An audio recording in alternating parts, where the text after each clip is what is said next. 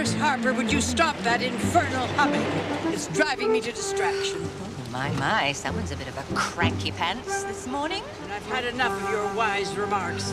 Kindly keep your eye on the road and your comments to yourself. Nurse, we're driving past the bank!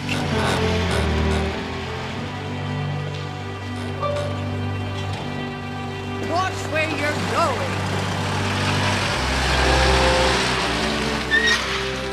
Oh my gosh, that's my mother's car.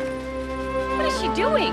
What are you trying to do? Give me a heart attack and destroy my motor car all in one fell swoop? I didn't do it on purpose, Mrs. Bailey. The gear shift must be wonky or something. The only thing wonky around here is your inability to carry a tune. Would you like me to help you getting out of the car, Mrs. Bailey? No. Stay here. I thought you were just having a car accident. What's going on? Ask that dimwit nurse Dr. Barlow saddled me with. I can't bear the woman any longer. All right, Mother, we can easily find you a replacement. I don't need a nurse, Grace. I need a holiday. As soon as this problem with the bank is resolved. With all due respect, Mrs. Bailey, the bank is a little jumpy about your health. It might be a good idea to keep the nurse around, at least for appearances, until we can clear up this overdraft we're carrying. When we need your opinion, Mr. Gerard, we'll ask for it. Mother, Mr. Gerard has a valid point. And also, I think that in light of the concerns of the bank and Dr. Barlow, perhaps you should just sit and observe during this meeting. Grace, I have no intention of sitting quietly by while others decide the fate of this mine. You may believe a simple vote will decide who runs this company, but you have conveniently and unfortunately forgotten the hard work your father and I put in building this mine.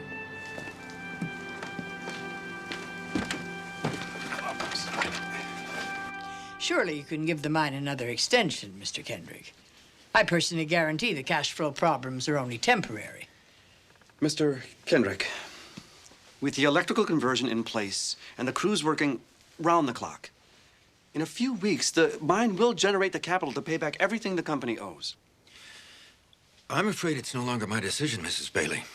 I've got orders from head office to call in your note if the next payment isn't received by Monday's deadline. Mr. Kendrick, you can't close us down. Think of all of the people in New Bedford who depend on the mine for their livelihood. I'm sorry, my hands are tied. Now, I suggest you go and discuss this amongst yourselves. Maybe you can find a solution. We don't need to discuss it. I've decided to loan the money to the Silver Dome mine myself. We'll manage without your help, Mr. Gerard. My son may have been greedy enough to sell you half the shares in the company. You won't get any more at any price. Mother. Grace, I said no. Look, Mrs. Bailey, I stand to lose a great deal of money if the mine goes under. I'm offering you this loan as a way of protecting my own investment. I could certainly have my clerk put the arrangement in writing to set your mind at ease, Mrs. Bailey. You really have no other recourse to get the money from this bank. Pay me back when you can. Simple interest. Nothing funny regarding the loan. Mrs. B, think what your husband would have done. He'd have blasted the daylights out of all of you.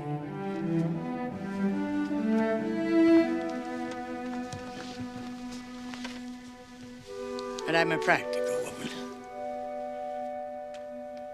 I accept your offer, Mr. Gerard. All right, I suggest we meet here again Monday morning to make the necessary arrangements. It's good to know.